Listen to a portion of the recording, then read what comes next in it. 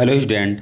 आज हम पढ़ने वाले हैं क्लाइनफेल्टर सिंड्रोम। Klinefelter syndrome. देखो, क्लाइनफेल्टर सिंड्रोम क्या है, इसका सबसे पहले कारण जान लेते हैं कि होता क्यों है।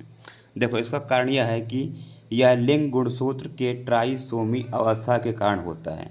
यानी ट्राइसोमी अवस्था किसे कहते हैं। देखो, जब गुणसूत्रों की संख्या 2 होती है, ये बढ़कर एक अधिक हो जाए यानी 3 हो जाए, तो उस अवस्था को बोलते हैं ट्राइसोमी। अगर गुणसूत्रों की संख्या 2 से कम हो जाए तो उसको बोलते हैं मोनोसोमी। यानी कम हो रही है तो क्या बोलेंगे, मोनोसोमी, और ज़्यादा हो रही है तो क्या बोलेंगे, हम ट्राइसोमी बोलेंगे। तो यहाँ पर है कि यह लिंग गुणसूत्रों की ट्राइसोमी अवस्था के कारण होता है, यानी गुणसूत्रों की संख्या बढ़ने के कारण होता है। अब देखो, प्रायः हम देखते हैं कि 22 प्लस एक्स वाई या एक्स एक्स क्रोमोसोम पाए जाते हैं लिंग के निर्धारण में। लेकिन यहाँ पर देख पा रहे हैं कि 22 प्लस एक्स एक्स वाई यानी एक एक्स्ट्रा फोटोकॉपी बन गई है किसकी, एक्स की। एक एक्स्ट्रा फोटोकॉपी किसकी बनी है, एक्स क्रोमोसोम की। आई बात समझ में, जिसकी वजह से यह विकार उत्पन्न हुआ है। देखो, इनमें क्या होता है, इनमें पुरुष और स्त्री के लक्षण का मिश्रण होता है। इनमें पुरुष और स्त्री के लक्षणों का मिश्रण होता है।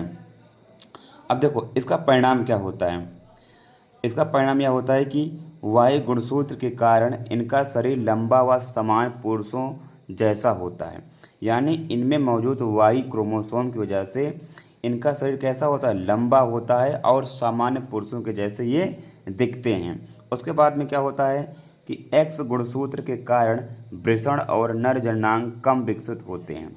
अब देखो, वाई गुणसूत्र के कारण से इनका शरीर लंबा यानी सामान्य पुरुषों जैसा होता है, लेकिन एक्स गुणसूत्र के कारण से वृषण और नर जननांग क्या होते हैं, ये कम विकसित होते हैं या अल्प विकसित होते हैं।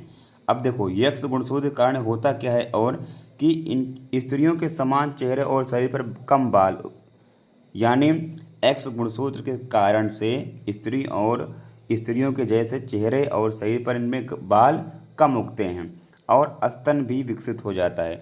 यानी इनमें स्त्रियों के समान स्तन भी विकसित हो जाता है। आई वो समझ में, तो इसे क्या बोलते हैं हम, क्लाइनफेल्टर सिंड्रोम बोलते हैं।